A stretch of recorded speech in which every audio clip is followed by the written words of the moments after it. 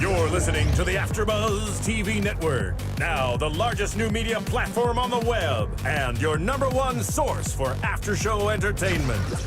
Very good, Keith. Johnson.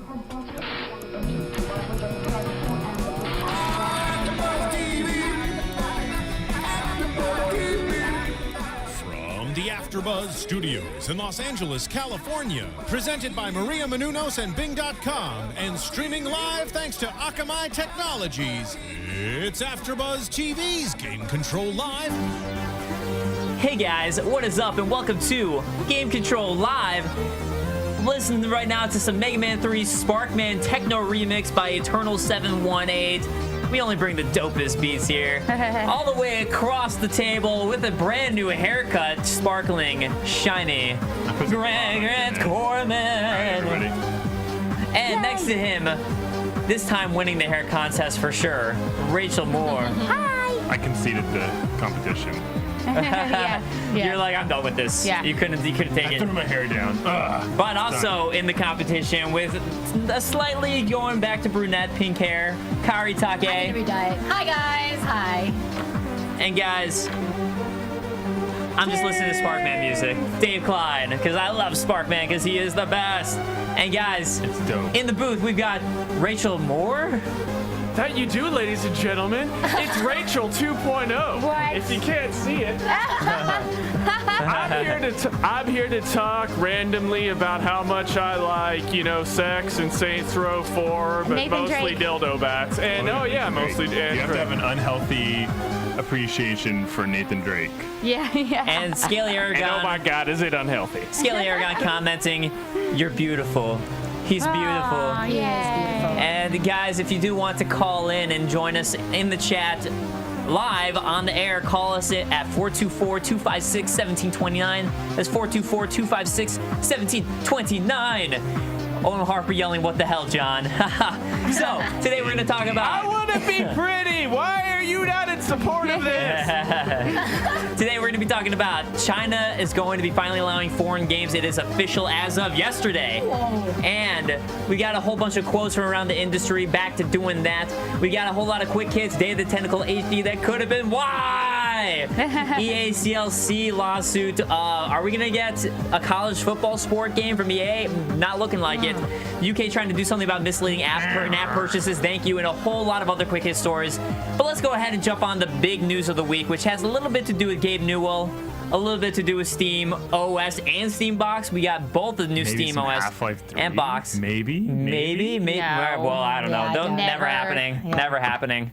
So Steam OS was announced. So they're basically trying to say, like, Gabe Newell's been trying to push Linux for a long time, and now instead he's like, let's just create our own OS, Steam OS, which I think is based off of Linux-based, Linux. yeah. Which is based off of Linux. So now, basically, if Windows wants to support Steam, they're going to have to support Linux, and if Mac wants to support Steam, they're going to have to support Linux. Well, Mac is already built on Right, they're built on a it. substrate of Linux, and I don't think that this means that Steam won't be available on either of those two platforms. I just think that it's a real tightly defined push backed by all of Steam's Valve's many varied properties, Half-Life, Dota, Right. They're leveraging their gaming content and their network to push past Ouya into the indie games marketplace, I think. Yeah, but I think a lot of it too is though the fact that Windows is going to want to say that they can have Steam. It's such a big money seller for gamers that they're going to kind of be forced into continuing to support Linux for this sake. And then it's also the big thing is the sake of this is what now every Steam box is going to use, and support is going to be Steam OS. That's what they're going to be run off of. Yeah. So they finally announced that they're going to have their own Steam box. I mean, whether it's going to be available for retail or not, we still don't know, but it's at least going to be for beta testing and usage, and they're going to give out free copies to people who are Steam users. What do you guys think about Steambox in general? Because we've been hearing about it for a while. I still feel pretty much the same as I did before, which I'll comment on later, but how do you guys feel about the Steambox? I don't I don't really care for it. Yeah. I'm curious. She's like the same. Wait a minute. I think I could have copied that reaction from when we were talking about the Ouya a couple months ago. I don't know. No, I don't think so. I have a little more care. interest with Steam than Ouya, though. But Yeah, Ouya was a waste of time. I'm interested it was with a waste of the time. Steam box. Like, okay. And I like the idea of See where Steam it OS. goes. I like that because I have I'm a Mac so user. many games too. in my Steam collection. Yeah, me too. I'm very much looking forward to this because they've talked about how it's not just okay, we're going to move into the same venue that Ouya has taken a hold of. They've actually said, like we have a bunch of games that we already work that already work with the Steam OS, and we're going to make sure that even though this is a Linux system instead of PC or Mac, and if you've played on PC and Mac with Steam, you know that there are just some games you can't play Yeah. on Mac. So your collection gets vastly smaller when Yeah, you move true. to Mac. That does drive me crazy because I'm a Mac too. user, and there's a lot of deals or games that come out that I'm like, wow, I really want this game, but I'm a Mac user, and it just isn't supported on That's Mac. probably why I Same haven't thing with been the Steam with OS, Steam. unfortunately. Like, there's only a certain number of games that will be supported by the Linux operating system that it's built on. So you're going to see like your collection on PC go from like huge to small when you load up that collection on Yeah, we're Steam going to OS see a for lot of short porting while. going on from the companies that they want this to work. But I guess the thing to me is that it's still going to be, as they were talking about the Steam box, the version made by Valve, is still going to be that idea where you put upgradable components in this so you can replace components, make them more powerful. And that almost That's a defeats... horrible idea. But to me, that almost completely destroys the whole point of it. Like, the point of buying a console is that it's much more simple than a PC or a Mac. You never have to upgrade it. You never have to update Is this it. like confirmed too?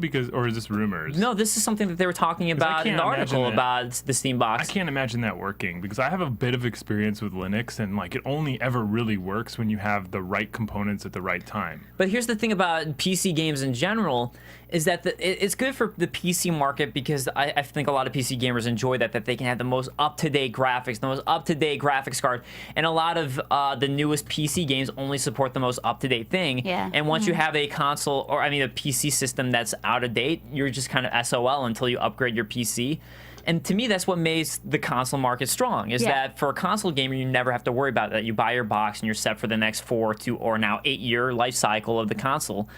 And if the Steam box is an upgradable thing, then it's not something I'm going to want, because to me, it's like, well, I'll just buy a Mac. I'll just buy a Windows, because I'd rather have a computer that multitasks and everything that I can upgrade, and then I'll buy my console for that to game and not have to worry. I think they want to bring Dota to the TV. I think they want to bring their games, their collection of games that they know that they can control whether or not it gets onto a console. Or they don't want to bring Halo to the TV. It's already there. Like, they want to bring Dota to the TV. Well, I mean, that is what they bring their want. constant 450,000 I don't need players that. to the TV. But I mean, at the same time, I guess if you're a handy gamer, you can connect your computer to a TV anyways. But at the same time, to me, the whole point of a console being something exciting isn't the fact that it's on a TV. Oh, it's nice.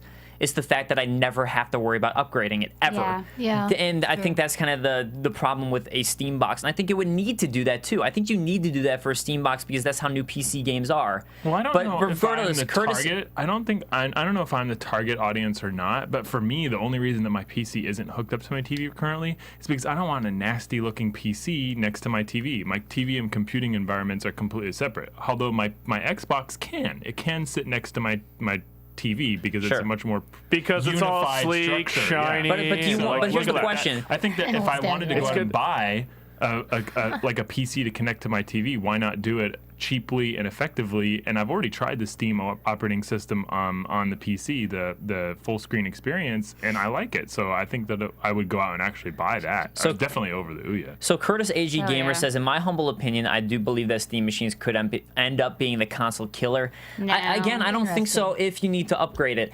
And here's my question for you, Grant. I understand I don't think they're going to give us the option to upgrade. I think that's meant as a holdover to keep people interested. But then I don't think that most can't, manufacturers are going to make their. They're also talking with. but if you working can't with upgrade others. your Steam box, then once those new Steam games start coming out, those new Windows games that a lot of times you need the best graphics card to play, the best of whatever to play, then all of a sudden your Steam box starts to become a little more obsolete. I don't think they're targeting that. Like the Xbox 360 and the PS3, they stood. So you on literally the just same want to pay hardware requirements for $400 so 8 you can years. play all the games you already own on a TV? The Xbox 360. I mean, we don't know how much it's going to cost. Yeah. I was just shooting out a number there. But the Xbox 360 and PS3 stood with the same hardware requirements for 8 years. So I think that it's not uncalled for to say that the Steam box might have like a more unified set of requirements. And like I said, I'll just go back to saying they want to bring Dota to a larger audience. They want to bring games like that to a larger audience, and those aren't really hardware intensive. It's not it's not Call of Duty, it's not the next Battlefield, although they might want to try that. I don't think that is not what they're sitting around the table going like, this is what we're going to do. We're going to finally bring Call of Duty and Battlefield to the home theater because it's already Well, I'm there. thinking something like finally is all I'm gonna say. Alyssa, Well, I'm saying something like Crisis 3, I don't which is even know if very they'll much do known as that. a PC-intensive game. But what did Alyssa White yeah. say? Alyssa White in the chat says that it's been rumored the Steam box is going to be priced at $9.99. That's what the Piston was originally priced at back when we first talked about this story, like way back in That's the a day. daunting number for me. I don't think that's it's a gonna little be bit that too much. much. Yeah, but yeah, we really don't know how much the Steam box No, is going we to don't. cost either, and I think that'll be also big dependent as how much the Steam box ends up costing. It's also important to note that they are working with a number of different hardware manufacturers who all have their own idea about how they're going to implement it. So there's the Steam box. Hey, we have a there's the call coming in, Piston. ladies and gentlemen. Let's. Who is it? Who are you? Who you be? Do we have screening? What? No, we don't. But you're on Game Control Live. What's up? Hey guys, it's Watchtower here. Hey, what's up, Hey, man? watch out. Hi. You guys are talking about the Steam OS and all that, and last night I'm currently taking Linux and all that, and I think honestly it's going to do all right, but it's not going to last long in the console wars. They're just probably just wanting to test it out. They'll go back to their PC. Yeah, PC style and stuff. I agree with you. I mean, I don't think it'll do terribly. I think with the fact that what I makes also- Steam strong I to also- me is the fact that it's a PC-based console. Right. System. I also think that you know, since we haven't seen what the console will look like, maybe it'll give people to buy the physical disc and use it for that. Yeah, That's a possibility.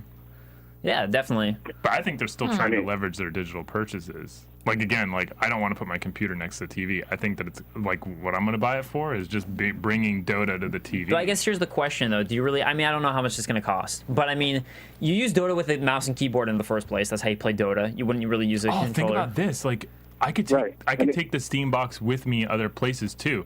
If I wanted to wrap up my PC gaming experience and take it with me to like work or somewhere else, like in a friend's house, like what am I dragging with me? But okay, a mouse, a how much does it keyboard, cost a though? Do you have? PC, like, But the question hell is, no. you Speakers, have headphones. Like, you have $400 at disposal. Let's just say scenario, you have $400, and that's how much it costs. I mean, we have no idea. Okay. Do you want to spend it on a here's- Steam box? Do you want to spend it on a PS4? Do you want to spend it on like that much more games when you already have Steam? All right. Well, watch. Sorry, Watchtower, what's up?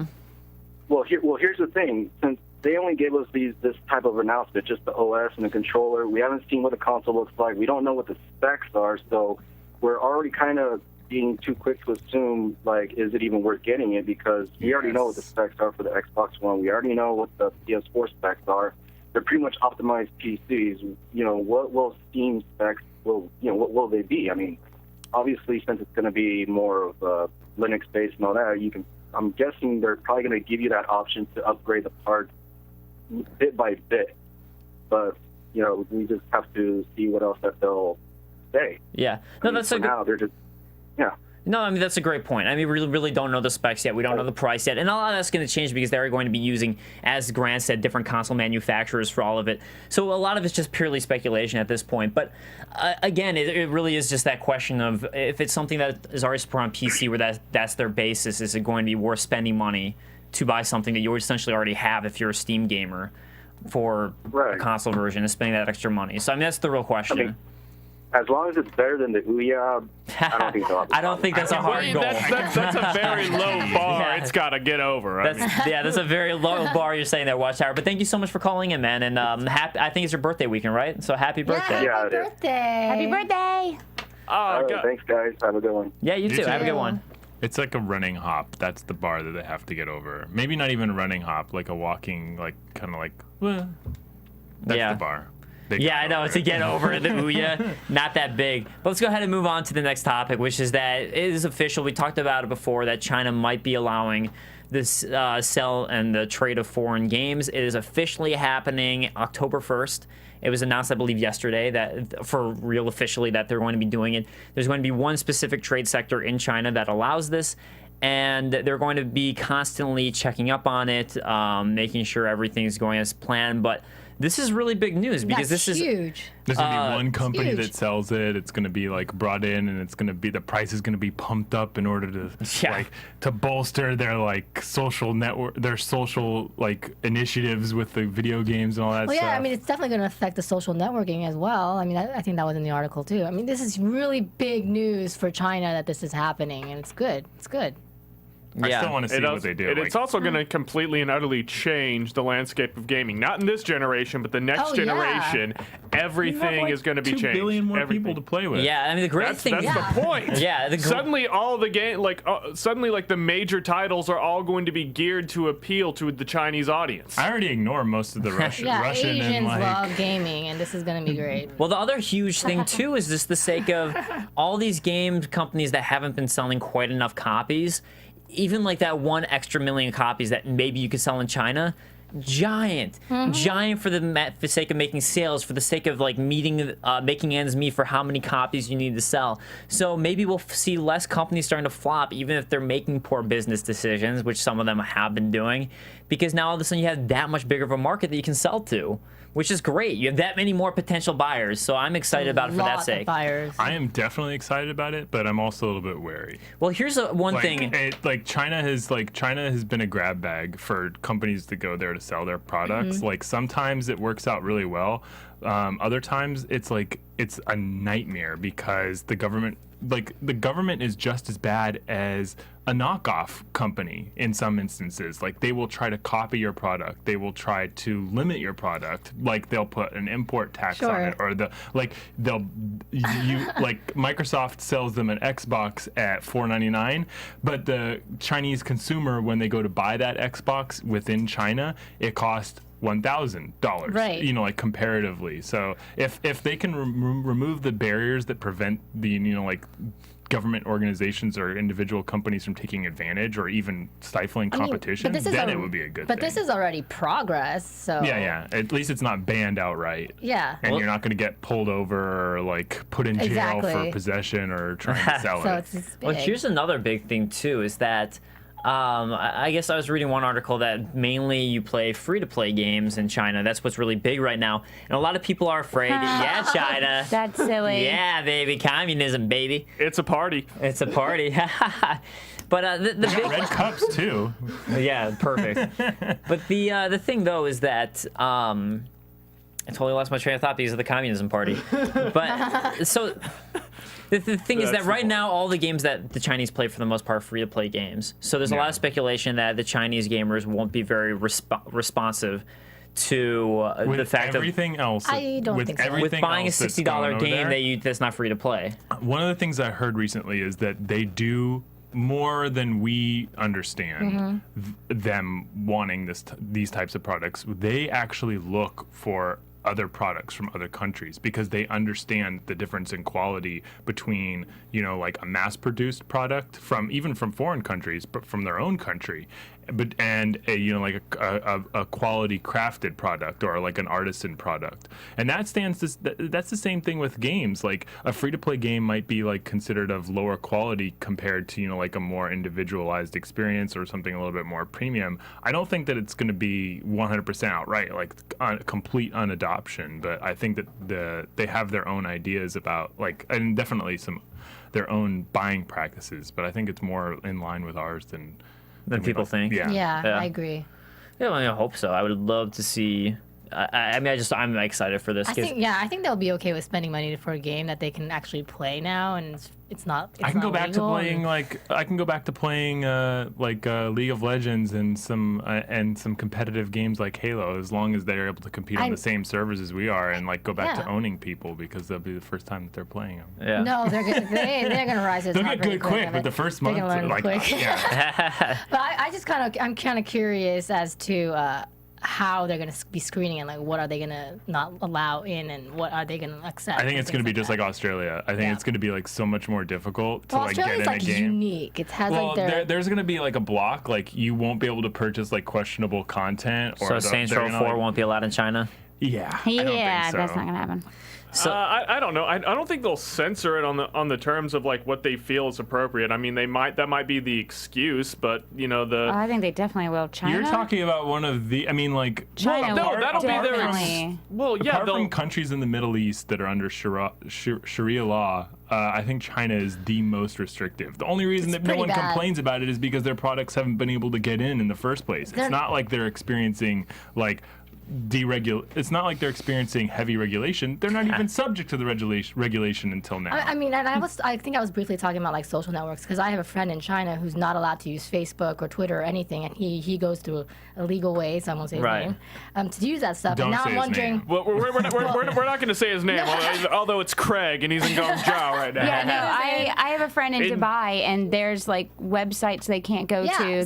They can't do like Netflix. So I'm just kind of wondering like how the gaming being allowed is going to affect it, because a lot of times games are associated with social networks. So. Well, I mean, you don't need a social network to game, though. That's the thing. No, but I mean, I don't do anything social network wise with my games. But you were saying they're free-to-play games. I tweet out pictures. Their games that are available in China, Raptor. those free-to-play games, are heavily leveraged on social networking, their own Chinese social networks. So there's a good chance that they will just automatically be looking for those types of connections with new games that come in, and ones that are lacking in it will not be picked up as easily as ones that actually do have a heavy social connection. So Hayden Gorange saying, can someone think of the servers when China goes online? Please, God, someone think of the poor servers. Their way. It will be bad. Yeah, they'll probably need to do a lot of server maintenance on some of these online games. Hey, that money's going to come in right along with those. Michael Kennedy. People. Absolutely. Michael Kennedy saying when China starts playing GTA Online, internet explodes. Probably. If they're allowed to play GTA, we'll see. That's also a questionable one. All right, so that's it. Let's get to some of our gaming moments of the week. Yay. Rachel actually has a gaming moment of the week. Oh my god. Do you? So let's start because speaking of GTA. I thought about it on my way here. My moment of the week is just one person, and it's Trevor in GTA 5. He is awesome. Do we have video? Oh, we've got video. There's so much video of that guy on the internet now. Wait, that's not Trevor, is it? Oh, That's Michael. Wait. that's Michael. I haven't even played the game. It's cracking. This was the video said Trevor introduction, Johnny Casey. Oh yeah, we have to skip forward a little bit because this is Franklin and Michael. Yeah, there's a good probably 5 minutes. Oh, we skipped it. I think I would Anyways, like when you Franklin. first meet Trevor, no, Franklin's boring. He's super boring. When you first meet Trevor, he has a chick bent over his kitchen counter, doing it from behind. She talks about doing some drugs, and then it's censored. And then the girl's boyfriend comes up, and he's like, "Man, you doing my lady friend?" Who you might recognize. Yeah, if you're a GTA fan, you'll recognize him. Spoilers abound. This is about 5 Oh, is it 6 Rachel who's hours going to be in it? No. And that's why I remember. No, not me. And then he stomps his face in, and it's amazing. But everything Trevor does is angry. Hey, There's that guy. What? What are you talking about? He's if from you haven't played GTA a previous 4. he's from GTA 4. He's like the leader of the I didn't play through GTA 4. Oh, okay. So basically, in this scene, since we are spoiling it already, we might as well spoil it all the way. Trevor's a badass. This is one of the main characters from the DLC expansion in GTA 4. Yeah. You play as this guy, this biker guy that he's about to beat the hell up. And instead of just beating him up and He like kills having, him. he kills him. Yes. He'll be dead in like about. So a character that we all knew and loved. I played actually as. like that character the most out of the. I did the too. previous I expansion. liked that Lost or whatever it was called DLC for GTA 4 better than I liked the full game. Yeah, I liked it a little bit better than the Ballad of Gay But I Tony love as well. Trevor. Okay, so how are you liking GTA 5 compared to like Saints Row 4? Because you're kind of Yeah, like, because we- I I don't know. here last week. prefer Saints Row still. What? All right, I was It's just curious. more fun. GTA is like Rockstar just wanted to make a movie, but they can't, so they made a game. So they make you play through some of the most boring parts, which is driving people around What, you and get to be a chasing dudes in janitor? cars. You get to be a janitor and mop things in GTA. Oh, What? That's God. fantastic. I mean, they have really good cutscenes like this, but I want to play this. I want to do this. I don't want to Yeah, watch he's it dead. happening. Are you sad you couldn't play the torture scene? Yes, I'm sad that I can't do all the fun stuff. All I do is drive everywhere. You gotta just get into it and like do it for 4 hours, and then you'll get to that stuff. Because honestly, it's like there's a lot of exploration that needs to get done. Still, the only reason Too I really much. want this game is just for the sake of saying F you traffic and just like driving Yeah, around LA. I love Dildo doing bat, that. So Yes. it's already at a disadvantage since there's no dildo bat or As far- great tentacle. You don't know that yet. or any of that The stuff. story It's is not getting in a little there. hard for me to follow. I love Trevor, but I think as far as story goes, I like Michael the best so far. Michael is a wuss. Unfortunately, Trevor comes out as being like that. Between Michael and Trevor, like they're two different sides of one person's mind. But I don't care Like, about Trevor's they're story. extremes of almost the same character. Like Trevor is like more reactionary. Like he's the character that's more of a video game character. Michael's like the more of the character that you play in real life. Like he's got like, okay, Godfather. I've got to. Right, but I like Michael's story better than Trevor. I like playing Trevor because he just doesn't care and I like it's Trevor. ridiculous. What I about would just like it to be just a tiny bit more Franklin is the violent. most useless Just a tiny character. bit. You know, He I actually, it's funny, I actually purposeless. sent I like whatever. Franklin, Yeah. yo. Because Franklin's boring. pretty interesting stuff. Even though I haven't Franklin's played the game. friends Of are more course, hate the interesting. black guy. No. Franklin's friends and his associates are way more interesting than he is. I'll say that. Like that's something you guys have experienced. Well, Franklin's the first character that you play as. Yeah. Besides the opening, like, would you admit that Franklin's friends are more interesting than he is? Yeah. Like, I'd rather just- play as one of Franklin's associates than I would him. I don't know. Can you empathize more with Franklin though? Well, No, I can what's funny empathize is, with. Oh, okay. I can empathize with everybody that Franklin knows better than I was, him. Okay. He's I was a reading useless an article character. and I don't have an aunt. I don't I live was with reading an my article aunt. and I showed it to Grant and Patrick. Basically, there's a questionables about racial profiling because Franklin, when he's just walking by a police officer, all of a sudden like a star comes up. Oh, Whereas- really? Yeah. Other than What? Like, That doesn't Michael. happen. So people were making some observational judgments based on That's whether or never not happened to me. the LSPD were racist or the game is racist towards Franklin's character. And I actually experienced quite a bit of like quite a few oddities just walking around as Michael and Trevor. Like I would walk by a person and they would immediately call the police. And I would Well, maybe walk you should get by- more infamous.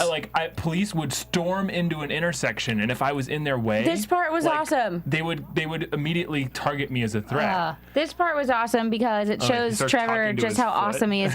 So Trevor's now at the biker bar, and the biker's like, "Where's our friend He's that on he my just shoe." killed?" So he picks up his shoe. There's brain matter from their friend on their shoe, and he starts talking to it. And then I think he flicks it at them. It's awesome. Alyssa White's saying you have to do the torture scene. I thought you watched it. I didn't think you No, played you it. participate in it. Okay. Well, then I'm wrong. See, that's why I haven't played the game, so I shouldn't be commenting on it. But Grant, what is your moment of the week? No, we'll do yours.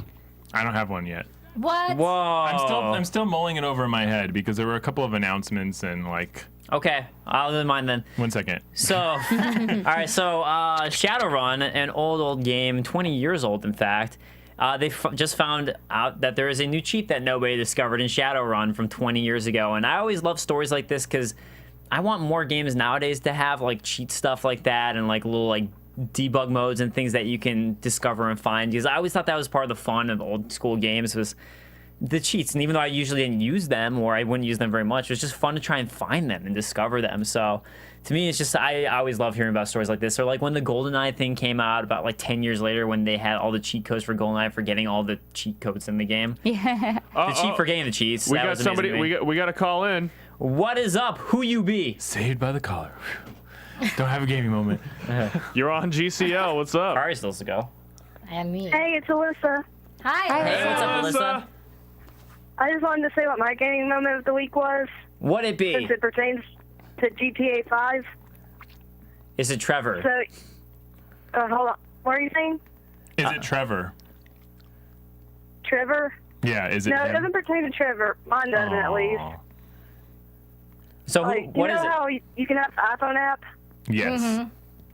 Okay, I customized my car, my fake Audi, which I loved, made it hot pink, and put all the special stuff on it, and played as Michael. And when you get further in the story, your son steals your car. He stole my car. I was so upset because it was hot pink and beautiful, and Michael looked amazing in it, and then that stupid dickhead of a son stole it from me. I vowed to kill him now. Bad kid. Yeah. So is your Jimmy moment is of the week annoying. going to be when you kill him? Yeah. Yeah, is it going to be Yeah, when you well- catch up with him and tear off his ears, or? When I find him, I'm running him over with my car. Oh. With his car now because he stole it. So that's Yeah. his car. Yeah. Yeah, he said he's bringing it back. I highly doubt that. But Can't you just like steal another car though and make it hot pink in GTA? You can. You Well, it's can. not the same, though. I was attached to that Audi. Yeah. Well, I mean, all those modifications that you make to it, won't it just show up in your driveway after the next mission?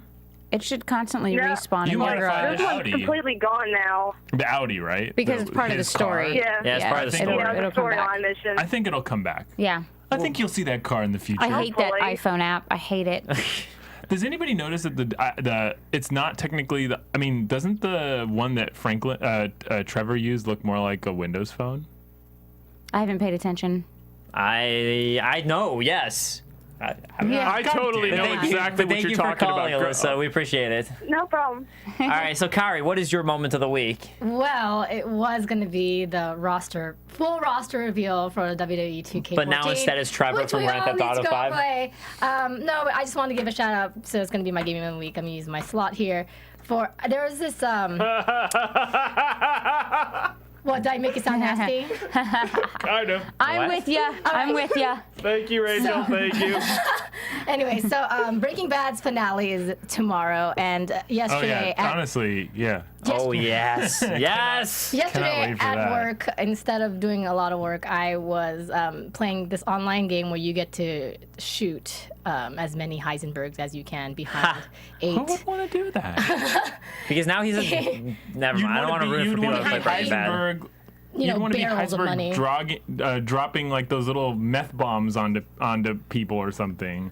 I want to play as Jesse.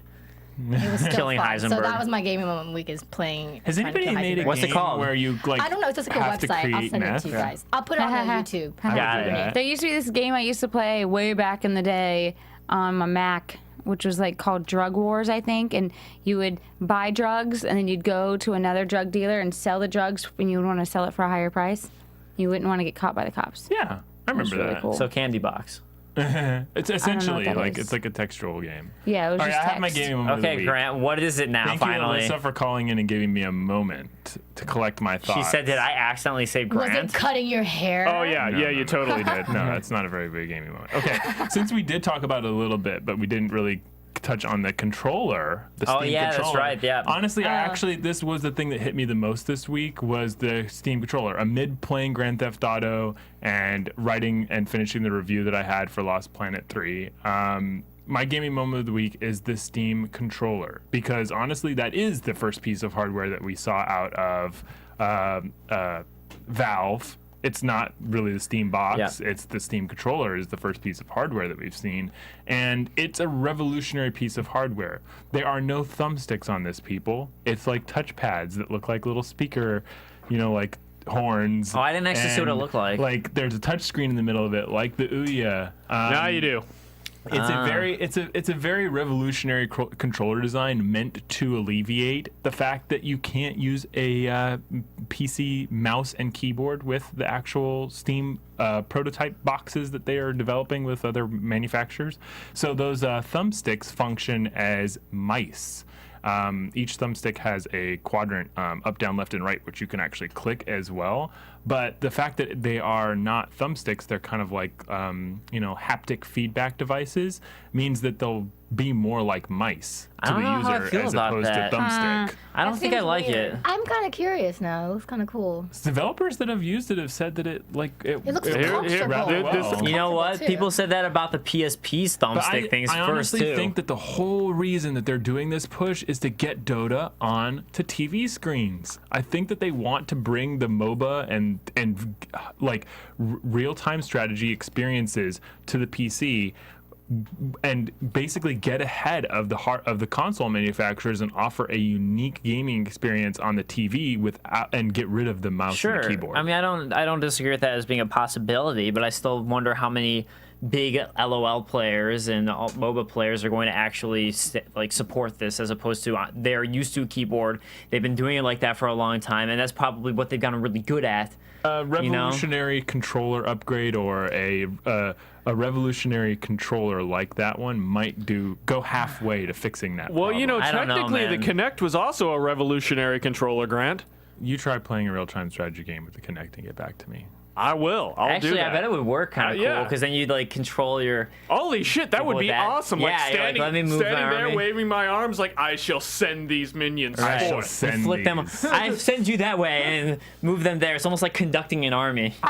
You just hear the screams of your Terran troops or your Zerglings just as they fall over the edge. Oh shit! Oh, I want to be I sent them too far. I want to be like a conductor while I'm playing RTS games. So I don't know, man. Crazy controller though. So I guess we'll see. So yeah. Definitely different. But let's go ahead and talk about that's a quote, because we got a bunch of quotes this week from around the industry.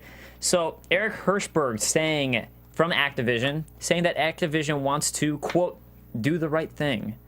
He's frustrated with the image that Activision has been receiving. He thinks that all the people behind Activision are very passionate about what they do and what they make, and that they're trying to do the right thing for gamers. I mean, maybe I would imagine every developer is very passionate about what they're making. I mean, you make a game, you want it to be the best game you can. The question about Activision has never really been the developers, and I think a lot of these evil corporations, it's all about upper management. To me, it's always been the upper management wants a sequel for Activision. And yes, Spike Lee is also behind Eric Hirschberg. I did not like that movie. I'm just saying. I enjoyed it. I liked it. I didn't. I had to watch it for my theory and film class. That's why. I watched it for class as well. Yeah. But anyways, I don't know. I mean, what do you guys think about Activision? I kind of want to wait to see. I mean, there's some pretty big gaming. With the college football thing, with Activision and it trying to separate from Vivendi, I think there's a lot of really unprecedented stuff happening in video games. Billions of dollars are being moved around, and some companies are re-strategizing. They're creating new strategies that will completely change the way the next 8 years are played by consumers. So we really have to kind of wait and see how the next year works out. And after this year, I think the entire landscape will be changed. Yeah, I mean, he's mainly he's complaining that people don't think Activision take risks and that they're the evil corporation that they're being called. And he's like, well, look at Skylanders. That was completely new and innovative and different. That was a pretty risky innovation. Which was risky, and it was risky, but it was also for the more so as opposed to being a good game. It was for the sake of making $1 billion. Where the hell is the Skylanders TV show? But then the other thing was Call of Duty. But I mean, to me, the reason that I think of Activision, I don't think of them as being an evil company. I think of them as being a boring company. Yeah, they haven't done anything that's interest me in a while. Yeah, and it's okay, they got Call of Duty, great.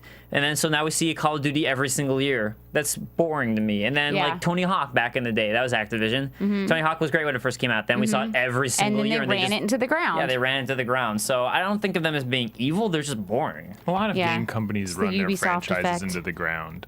I was about to say, shall we mention another one that comes out with a certain assassin game? Oh wait, sorry, that wasn't subtle enough. Well, here's the thing. I'll give Ubisoft this. I'll give Ubisoft this. They said they put out games. They do put out Assassin's Creed every single year, but they do big risks, more so than Skylanders, and they do stuff that is kind of innovative, like Watch Dogs. Yeah, like Watch Dogs. Well, yeah, the company does. Yeah. So I mean, while Assassin's Creed's been running into the ground, that's pretty much the only example. And at least that completely changes every time. They really do change that one up. But I mean, like, they just reskin it, though. Well, I mean, I think Black Flag looks very different. If you were to play Black Flag compared to Assassin's Creed Brotherhood, it's a very different game. If you haven't watched the video that they just posted about how they're different, like how the different characters relate to the main character and like what number of people are surrounding the main character on the ship, like they just released a video this week showing like in depth the interaction between you and a lot of other key people in the game. Yeah. And like it's a lot more expansive than I thought. But, yeah, it's like not just about boats. It's not just about pirates. It's right. like there's an actual really deep story there that I kind of want to see their take on it. I mean, to me, like I want Blackbeard as like a mentor too. But I guess to me, like with Ubisoft, it's like they finally brought back Rayman, which isn't necessarily innovative, but they hadn't done it in a long time when Origins came out. And then it's like Watch Dogs. You have The Crew. You have okay, Splinter Cell's boring to me. Yeah, The Division. So I mean, like most of the games that I could list from Ubisoft are new and different. Whereas Activision, all I think of is like, oh, another Call of Duty. Yeah, another Tony Hawk. That's all I think of with Activision. Is another this. Ubisoft does a lot. I mean, you just look at their E3 boost. Like Ubisoft has like at least 4 or 5 different like games, like new IPs. Yeah, new IPs that are set up. Like you see new shit all the time. But like if you're over like Activision, there's like 3. It's funny. I used to really dislike Ubisoft, and it seems like they've been taking risks. Activision is also Blizzard too, and Blizzard as a company is not. And Blizzard has been boring lately. Yeah, they're not just sitting stagnant though. Diablo 3, Diablo 2, World of Warcraft expansion, World of Warcraft expansion again, another World of Warcraft expansion, another World of Warcraft expansion. StarCraft 2 is StarCraft 2 expansion, another StarCraft 2. Like, I mean, to me, Blizzard has gotten very boring. MMO, and they just came out with a new trading card game, which is actually pretty good. I mean, I used to love Blizzard as a company. I think they got boring to me, too. So, I mean, that's me personally. I know people are diehard Blizzard fans. I know Leah will watch this and murder my face. If you guys know, you murder know your Leah at least. face. But I cannot honestly wait until their new MMO. They're free. They're not free to play. I'm going to wait to see what it is Destiny. Project Destiny. Oh. Yeah. I honestly like which is different than Bungie's Destiny. Okay, never mind. I was thinking of Bungie's. I'm excited for that. All right, so, I mean, but Activision is behind that. Activision actually is partnering with Bungie for Destiny. The other Destiny. So, another quote. Jenova Chen believes games could go deeper. I'm not being sexual. Yeah. You may not be, Dave, but give me 1 second and... He's like, let me pull up a senseless internet meme to really make this... Why? It's not a senseless internet meme. Take this down. Women. The Bears didn't. This is about the Bears. Take it down. When you've got no other options. I thought I said women, you've got no other option. I was like, when what? you got. When you've got no other so option. basically they're saying that the Bears always destroy the Packers, so the Packers have to try and do what they can to beat the Bears. They had to take That's it how up I'm going to interpret it. the butt. I'm a Bears fan. Packers over Bears. Take this atrocity down. But anyways, point is, so Jenova Chen basically believes that emotionally games haven't been explored yet as far as emotions go. And Jenova Chen's behind Journey, for those of you wondering. Yeah, and I liked this article a lot, but what was he talking about that he wants more female gamers? There's a lot of female gamers, especially now. They're the biggest consumers.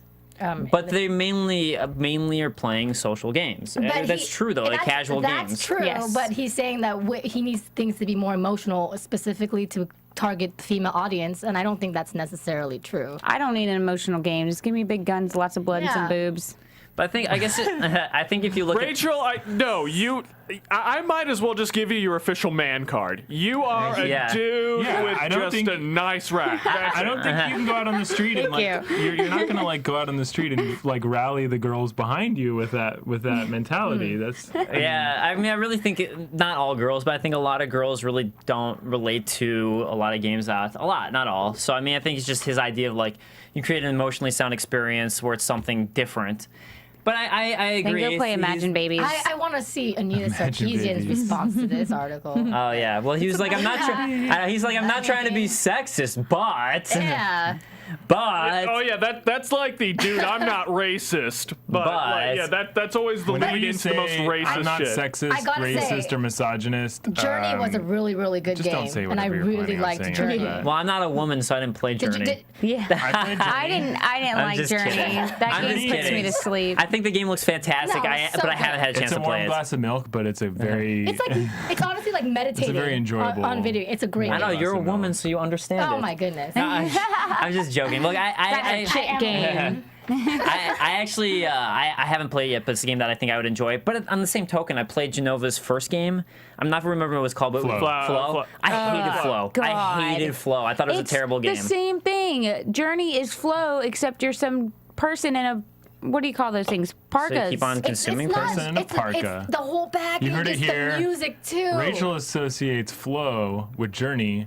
The only difference is you're a large macrobiotic organism in a parka. You are, because you That just flies around the collect. You're desert just instead of you're an floating embryo. around a desert, picking up these little things that make your skirt longer. You're missing out on the element of the composition of the music and the visuals. I enjoy So wait. That's the Journey, stuff Flow, I love. Oh my and god! Flower. I haven't played Journey, but that really does sound like Flow when you describe it like that. Flower Like is very Journey is a similar to 3D you version of float Flow. around. Genova Chen only knows how to make one kind of game. If you put that little Maybe. character, the little Journey character, in Flow, they're the same freaking game. You don't get to. I still wanna you don't play get to, Journey, like, though. You don't Yes, get to like please. really upgrade. You Like, kind don't of get to jump and delve you get to deeper. twiddle your feet and go doodle-doo, doodle-doo, It's like that. good. And that's I about really it. enjoyed all three of those. games. Here's the other thing about his article though. He was also his talk is he was talking about how there's no Pixar and there's only when a family friendly game right now is just a kids game and there's no Pixar which is for everyone. I was like, Mario, Nintendo. Yeah, that's what I was That is the thinking, too. Pixar video Hello? games. Yeah, you big dummy. But I have no opinion on Journey because I haven't played it. I honestly did not like Flow at all though. No. I don't know. No. But Journey, I really want to play Journey. Wait a minute. Did you try it Go on the play it. PS3? Too artsy fartsy. Dave, Hayden did you Gorins play- raises his hand nervously and says he liked Journey. Did you play Flow on the PS3? I agree with you. No, Fort I Dog. play Flow on the PC. Okay. I actually cut an interview way back 6 years ago for Game Zombie on Flow. Yeah, I mean, Way back when. His games they're not hard to get into, but they are hard to appreciate. You know who my favorite indie developer used to be, but now I think they've gone to Flow artsy, is now I forgot. They did Pixel Junk once. No, that's I not who I'm love thinking of. Pixel Junk I do too. Monsters. I do too. That's not who I was thinking of. I was thinking of Twisted Pixel. They did Oh. the mall. They did. Yeah, the mall was great. What's the guy? The flaming guy? Dynamite Boy, Explosion Man. Explosion Man, and then they had the Comic Jumper. They've gone downhill since Comic Jumper. Well, then they did Missplosion Man, and now they're doing Loco Cycle. I And then enjoyed they had the Puppet Missplosion Master Man. game. yeah, but I Yeah, I still, used to interview them every year. They're cool guys. Man, they were my favorite for a while there, and then I don't know, that Puppet Comic Master game looked Jumper cool. killed me. I haven't played the Puppet Master one. I like Comic Jumper. You didn't like it? No, it just. I mean, it didn't- wasn't didn't innovative, but I speak to me. enjoyed it.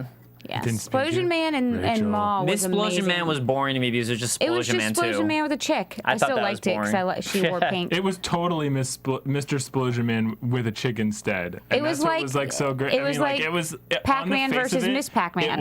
It was the modern day Pac-Man. How are Chicago peeps mean, Gary? are. I'm a Chicago peep.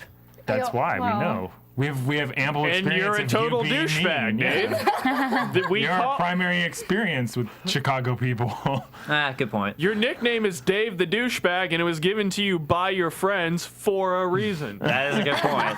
That's very true. You didn't even argue that one. Nah. It's I know, it's it's now easy set peasy. in stone. All right, Mark Rubin has a quote that basically he believes games are becoming harder to make. Mark Rubin behind Call of Duty for Treyarch, I believe. He thinks games are becoming harder, are getting harder. Talking about a Also company not that sexual. spends That's more the and more most money obvious on thing their to say games ever. Of every course, year. they're getting harder to make. What? Yeah. Yeah, I mean, every time there's an Clearly. upgrade, games are get harder.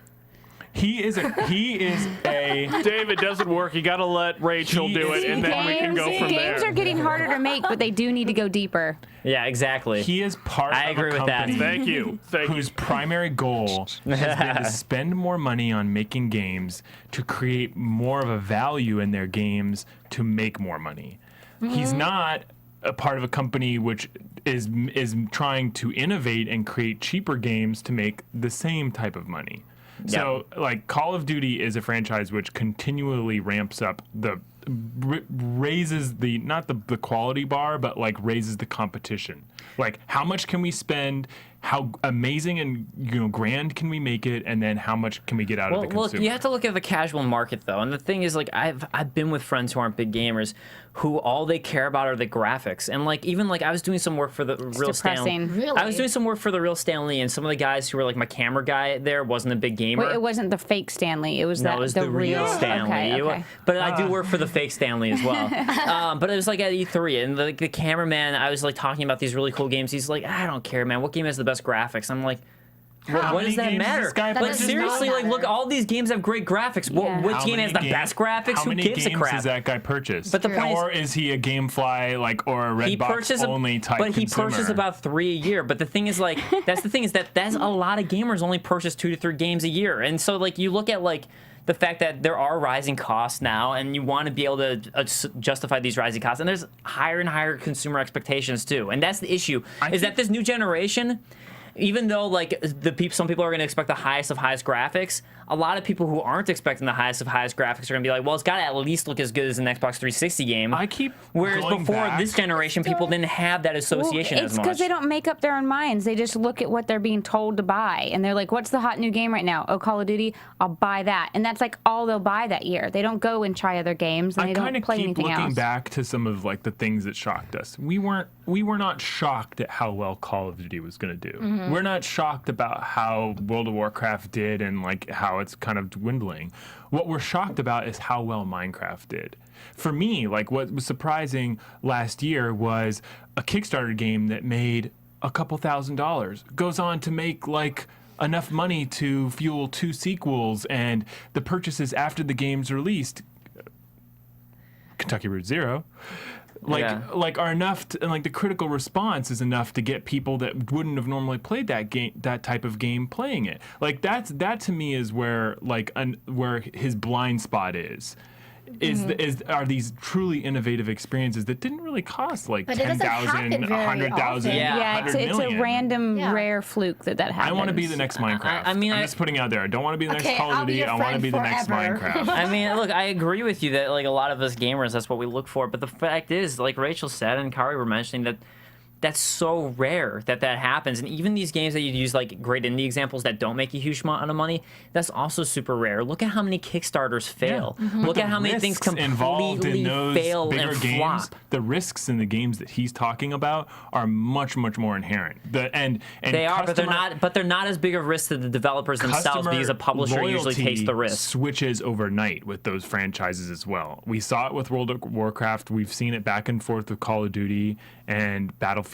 Like loyalty switches overnight. They'll put $300 million into a game and think they're going to make $1 billion, and then they fall short. Same thing with Tomb Raider, Square Enix. Like they think they're going to make like 8 million in sales, and they only sell 600,000. They're screwed. They're out on a limb, and they've screwed themselves. Yeah, but at least like in that regard, the difference is that the publisher's taking the risk.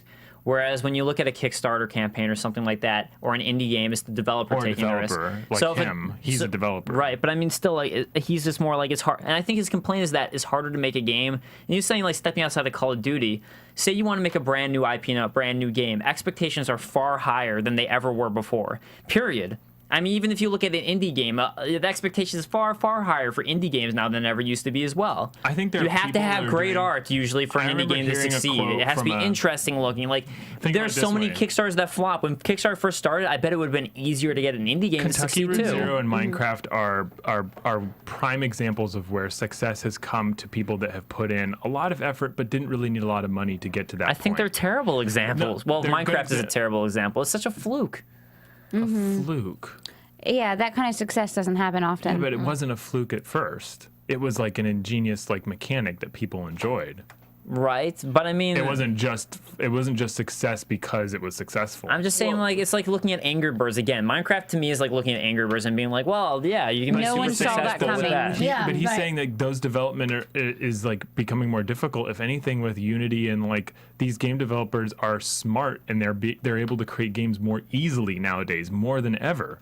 The tools are there to make it so that, like, instead of toiling for 2 years and hundreds of hours, you only are able to release on one console. You can port it to 10 consoles at once. But I think the point, though, is more of like, say you made what was one of the first successful indie games? I mean, I'm just trying to like reach back. Say like Bionic Commando Rearmed, right? That game did really well for Xbox Live. Relative, yeah. It did. It did really well. It made them think about making a new Bionic Commando sequel. Sadly. I guarantee you, if that game came out today, it wouldn't have been successful because there's already been so many people doing things like that. It's already been so oversaturated at this point. It wouldn't have been as successful, and people would have even expected more. And before that game came out, people had lower expectations for what an indie game had to look like and had to be. Before you didn't have to look that good to be an indie game. Geometry Wars blew the hell up. Honestly, I think a game like Geometry Wars would have a lot more trouble finding success today than it did 6 years ago. I think even in the indie game market, it's harder to find success. I really do, because you get more oversaturated. People's expectations are far higher for indie games than they used to be. Like indie games, you used to not have as high of expectations, because now you have games like Minecraft where you're like, I want my indie game to be as good as Minecraft. A lot of people will think now. So it has raised the bar for that too. And Journey.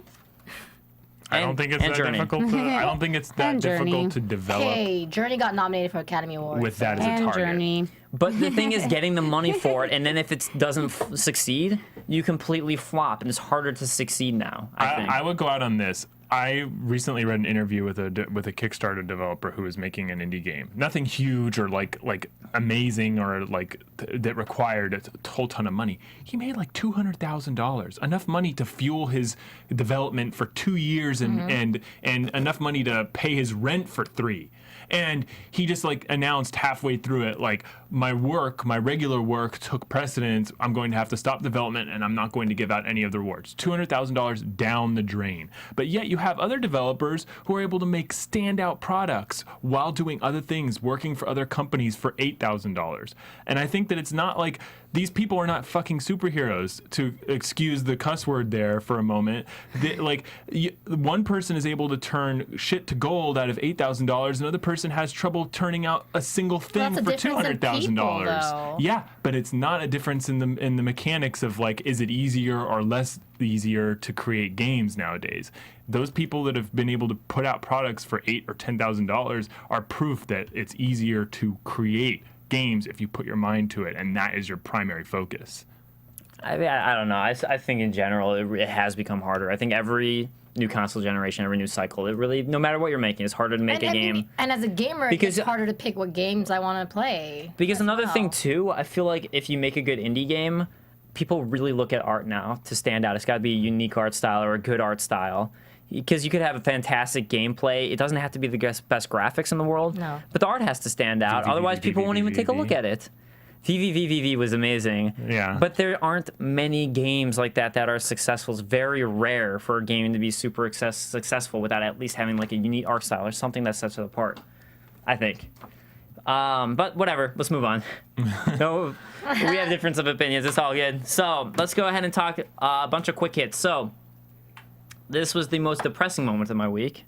My gaming non-moment of the week. Your gaming depression. My gaming depression of the week. Day of the Tentacle HD had apparently been in the works with LucasArts. We were just now finding out. And they're about 80% done with it. An HD remake, just like the Monkey Island games, just like they did, which were awesome, the Xbox Live ones. Day of the Tentacle is my favorite adventure game of all time. Is that laughing or crying? I can't tell what that sound effect was. A little both. But yeah, point is though, with crying. After LucasArts went down and everything happened, the Day of the Tentacle HD remake. Yeah. It sounds like it is not happening. So no, because LucasArts is dead. No. That was that quick hit. Let's move on.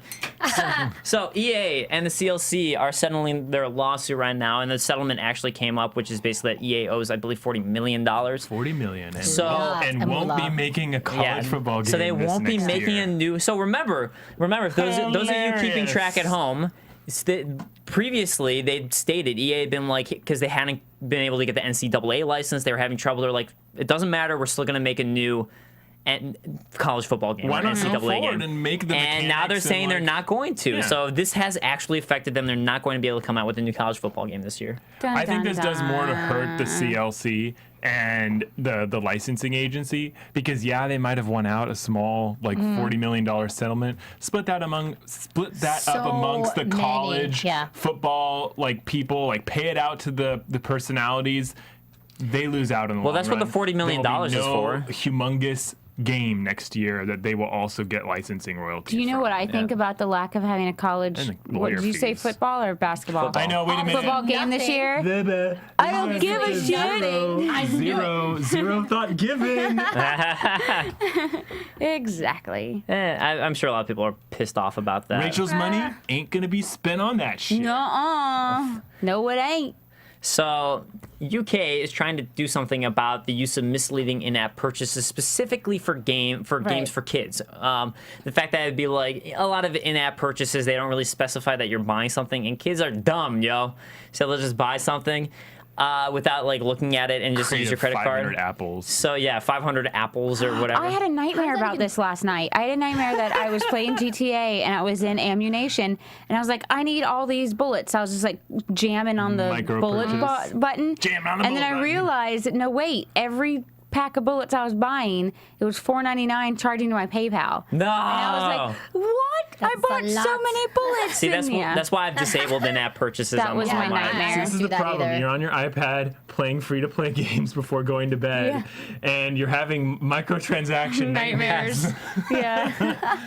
Okay. I so hate stop our playing modern iPad games world. before I going to really bed. fucking do. The fact that that can be a nightmare is worse than the That's actual proof thing positive itself. that the UK They're legislation scary. is See- actually it's the right thing too late. Like that needed to happen a year ago. It did, but you know what though? I mean, hey, I don't think the U.S. has that, so you know what? I'm glad. I applaud them for finally addressing it. And they're specifically saying for kids games, not for games for older people, but they're specifically saying like you just have to make it very, very clear. people. Not that it's not allowed to have in-app purchases, but just make it incredibly clear that that's what the kids are doing. Why don't they just leave it up to the parents and have the parents turn the option off? I turned the option off on Yeah. mine, and I do just on for mine, myself. too. Yeah. don't Hello, make a parents. mistake. Stop making me do all I your work. butt dial by accident. Who knows what happened? I was kind of pissed that I put so much energy into Amateur. I said this last week, Amateur Surgeon 3, and I hit a paywall after like 4 hours of playing it, and it made me not want to play the game. Yeah. So like the previous Amateur Surgeon, I played for so many more hours than this most recent Adult Swim version, and Yeah. I think that them trying to monetize it in that way, the free to play, the microtransaction, like just made me like turn Plants it down vs. Zombies early. 2. I was excited for it. It's a free to play with microtransactions.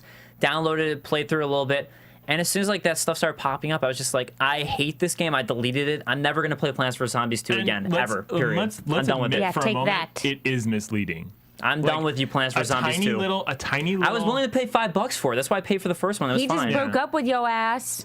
Sorry, I'm bull But rant. a tiny little caveat, contains microtransactions is not enough. Like they should outline, like, hey, every 3 minutes we're gonna bug the hell out of you that your time is running out, and in order to continue playing for another half hour, you need to pay for something. Like I think that's what they're aiming and trying to establish is like that it's not free. It's free until the 30 minutes. Are you Dude, gonna put that back in your mouth? If I want to get I know, I'm a pestered, little grossed out right now. Yucky! It's my gum. He took his gum off of his Red Bull can and put it back in his mouth. Well, he's had it I on the would Red do Bull that can for the too. past 40 minutes. Yes. If I was exactly. putting my gum on hold. I was drinking my So- Red Bull. Yeah. Let Oh. me know, guys. So, do that too. I just Did keep it it. in the back of my mouth so it gets a little bit of Red Bull flavor. I put it under my tongue. And then it deteriorates and turns into liquid gum. And then you drink it. Ugh. So Alyssa White saying, because I was depressed about Dave the Gross. Tentacle, the only thing that could depress Dave more is if something bad happens to Dark Souls 2. Joseph Boza saying that he agrees, I'd be crying and not wanting to talk about anything else. I think I just wouldn't be here, really, if something happened.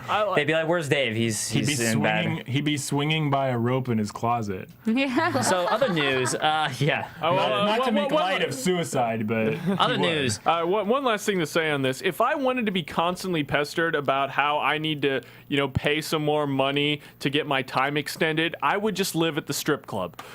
Grant. Yeah, me too. Yes. God, strip clubs are boring. Not in GTA, they're not. I think they're boring. Anyways, Microsoft Streaming Service is in the works. It's called the Azure Cloud Services at the moment. It basically sounds like Microsoft's answer to Gaikai, which is Sony's streaming service. It sounds very similar. And also, they were questioning about the possibility of backwards compatibility on the Xbox One for older games. And just like Gaikai, they were like, well, maybe, we'll see. Wasn't the They are just trying to throw wasn't things one in, of the back and most forth. recent Windows 7 or 8 codenamed Azure or something, or one of the I'm not sure. interfaces? I think it's weird. They like the color blue. Isn't the Zurich it's blue? Like a face-off. Yeah. Right? Yeah, they like the color blue. Deep blue, I think. All right, let's remember. Deep Let's think back, guys. Let's think back and remember way back Going when the 3DS was struggling 2 years in ago. time. Back in the day. Oh, the days when 3DS first came out and 2 people thought years that it was ago. going to be screwed. It wasn't getting enough sales. There weren't enough games on it. Well, the 3DS in Japan has officially now outsold total copies sold than the Wii. It has now sold more total units than the Wii has ever sold in Japan. So the Wii, The Wii. Not the Wii U. not the No, Wii U, that's the the Wii, Nintendo's best-selling system to date. The 3D. Well, I mean, I guess Game Boy's probably the best, but like Not the 3DS XL, the 3DS proper. just the 3DS proper Yeah. has outsold the Nintendo Well, Wii. isn't that Nice. in Globe also the XL? I don't know. I'm not sure if it does. englows I at think it's a all. combo. does. I think it's a combo. I don't know. The question is, does it will it also englobe the 2DS? I think they're As of now, they're no. keen on making a distinction between the two, because if all of a sudden the 3DS Yeah, but the article XL had a was picture of an XL. Did they? Hey, Yeah. how many Maybe, it Maybe was- they were just hey, an idiot. Yeah, maybe the person writing the article was Maybe. dumb, or the editor was dumb and didn't know. 3DS Dum, dum, picture dum. search input done. We can't trust all those people. The editor, we don't know. Search if they for know. a picture of the 3DS right now on Google. I guarantee you're going to see it. I have a the XL 3DS pop up. and no 3DS XL. So, But anyway. regardless, anyways, great news for the 3DS, because I actually was one of the first supporters of the 3DS, and I'm glad. I love the 3DS. I'm glad it's doing well. So, 3DS doing incredibly well. So, all you people out there who think that Nintendo's screwed because the Wii U is doing so poorly, keep in mind the 3DS is killing it for them. They're fine. They're doing okay.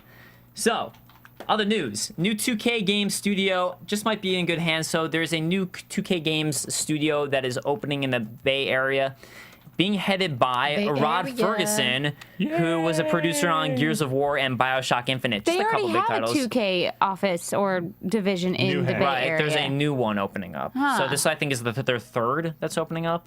Because there's one in Marin. But I mean, specifically, I think they're making one game. So they're making one new title headed by Ew. Rod Ferguson, who was Ew. who was a producer on Gears of War and BioShock Infinite. Ew. I think he said So- on Twitter, like, the first thing that he wants to do in his new office is get brand new Scotch glasses. Oh, so they're doing pretty well then. They're just drinking One can scotch. assume I'd if they're ask just, for a like, claptrap assistant. popping back scotches.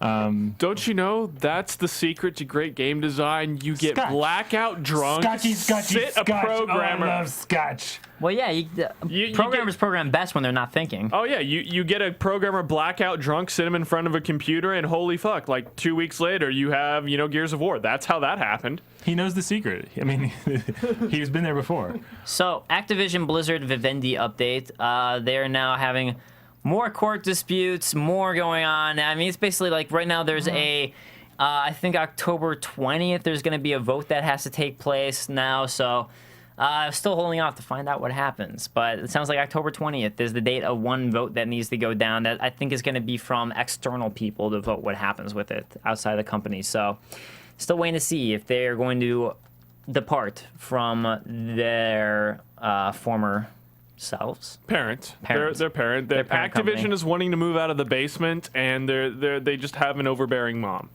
So, all right, let's go ahead and talk about some comments and questions from last week. So, last week on YouTube, Alyssa White saying that The Evil Within's new trailer at Tokyo Game Show has me even more excited than about the game than I was before.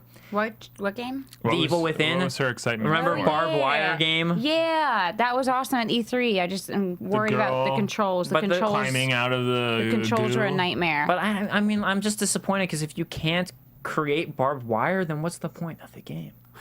Like, I think that Evil Within was awesome. Shadow Demon Rage, aka Zavon, who's always on the chat, saying, "Wah! Hold the phone. Hide your kids, hide your wife, shut the front door. I've waited all through the PS3, 360 era, and finally, at the end of their lifestyles, we're finally getting a next-gen guilty mother-loving Gear. Finally, Guilty Gear I love this Zersign. man. Who are you? Who are you, sir? 80 He's a fan. He's Me- always Show on the chat. yourself. We need to hang out. He's always we on need the to hang chat. out. All right. Not liking the art design, and the name sounds kind of dumb as it's Guilty Gear Zerd sign, XRD. The name sounds kind of dumb, but I'm just happy to finally get a next-gen Guilty Gear.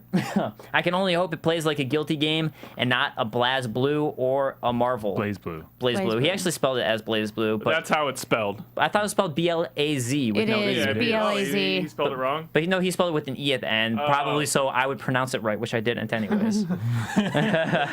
You're welcome. Foiled his plans. And Alyssa White, thank you again for the sweet shout out. You're welcome. No, thank you for your shout out to all of us. That was wonderful.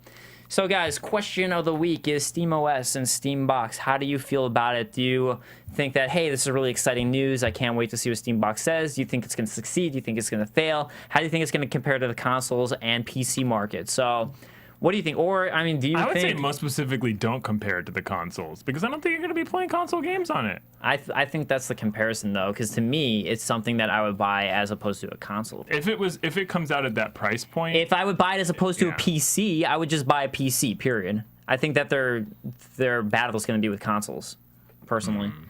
But regardless, do you think it's going to be better than the Ouya? Yes. That's I can anticipate the answer to this question 1 week in advance. So, guys, what do you think? We would love to hear your thoughts. With that said, that's it for this week. Thank you guys so much for joining us. No rewind today, but we will be back next week with Rayman Origins. Next week with Rayman Origins. Then we'll be doing some Saints Row 4, Grand Theft Auto 5.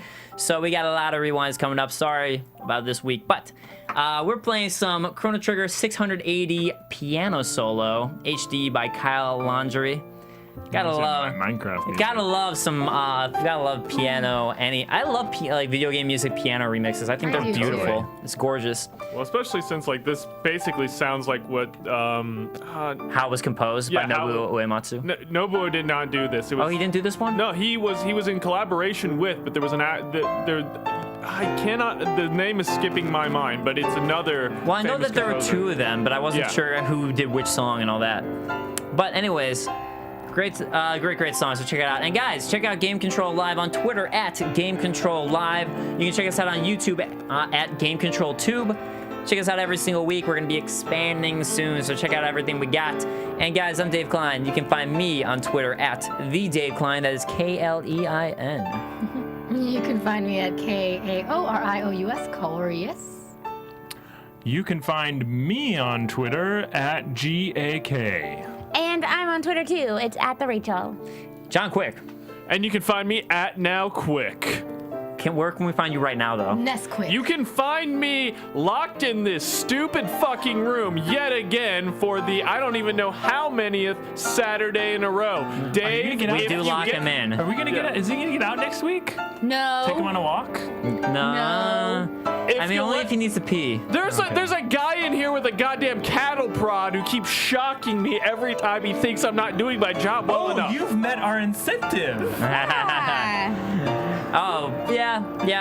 Pretty much like, we're really a free-to-play app incentive. All right, guys. We'll see you next time. Peace. Pay $5 for 5 zaps. From Bing.com, executive producers Maria Menounos, Kevin Undergaro, Phil Svitek, and the entire AfterBuzz TV staff. We would like to thank you for listening to the AfterBuzz TV network. To watch or listen to other after shows and post comments or questions, be sure to visit AfterBuzzTV.com. I'm Sir Richard Wentworth, and this has been a presentation of AfterBuzz TV. The views expressed herein are those of the hosts only and do not necessarily reflect the views of AfterBuzz TV or its owners or principals.